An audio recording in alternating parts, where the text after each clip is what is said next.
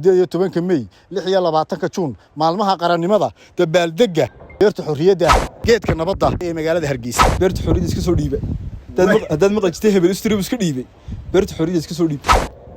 geedka nabadda geedkani nabadda wax badan ka taraya amaana ma aha gulwadayna ma aha nabadgelyo darrada waxa keena hoolka imika geedka hoostiisaan ku qadaynay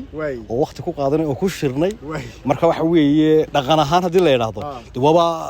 wixii la yaqaanay dhaqanka aniga waxay qorshaysan in nolol maalmeedkayga 4 saacadood qayb kamid ah walow hal saac baa ka mid noqotay beerta xorriyadda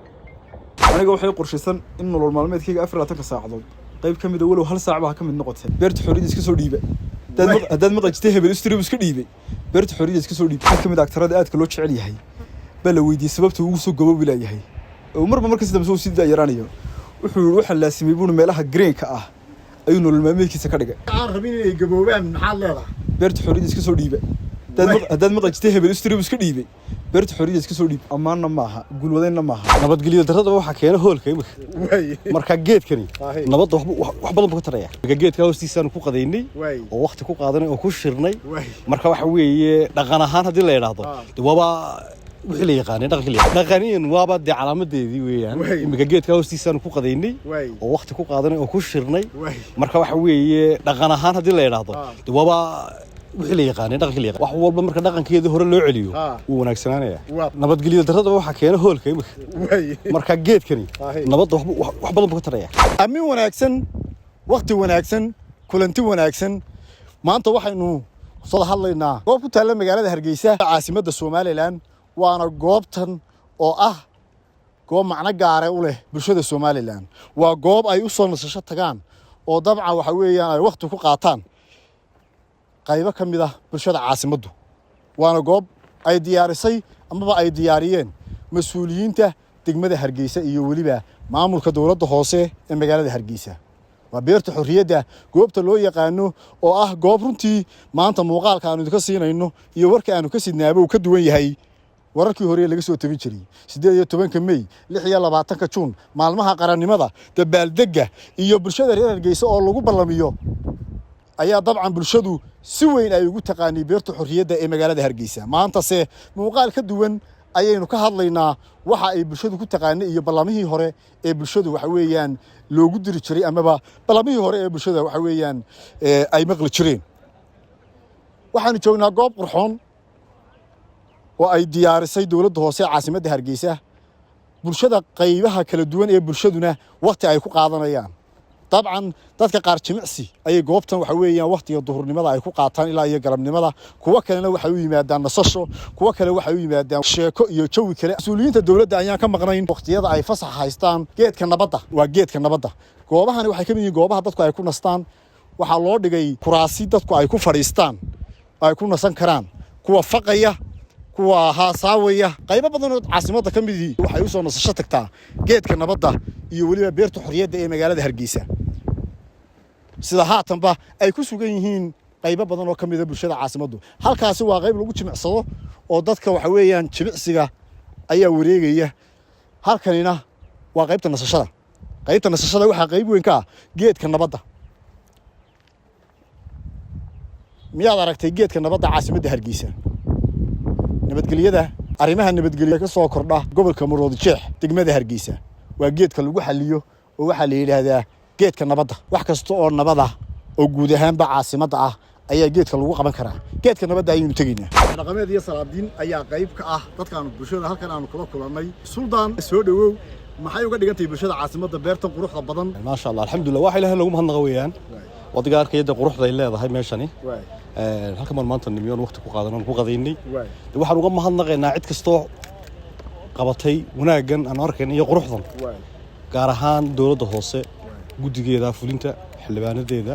waan uga mahadnaqaynaa shaqo qurux badan bay qabteen meel lagu nasto oo qurux badan oo ummadda u furan oo ayay qabteen marka waan uga mahadnaqaynaa dhaqaniyan waba calaamadeedii weeyaan imika geedka hoostiisaan ku qadaynay oo waqti ku qaadanay oo ku shirnay marka waxa weeye dhaqan ahaan hadii la yiraahdo waba wixii la yaqaanay dhaqanka wax walba marka dhaqankeeda hore loo celiyo uu wanaagsanaanaya nabadgelyo darrada waxa keena hoolka imika marka geedkani nabadda wax badan ka taraya marka aan leeyahay nabadda geedkeeda geedkeeda ku wanaagsan nabadda horta aad baan u mahadnaqayaa wariye beelood isagoo halkan ugu soo baqanayo maanta beertii xorriyadda waqti ku qaadanayna waa ku qadaynay maanta meesha quruxda aragtaan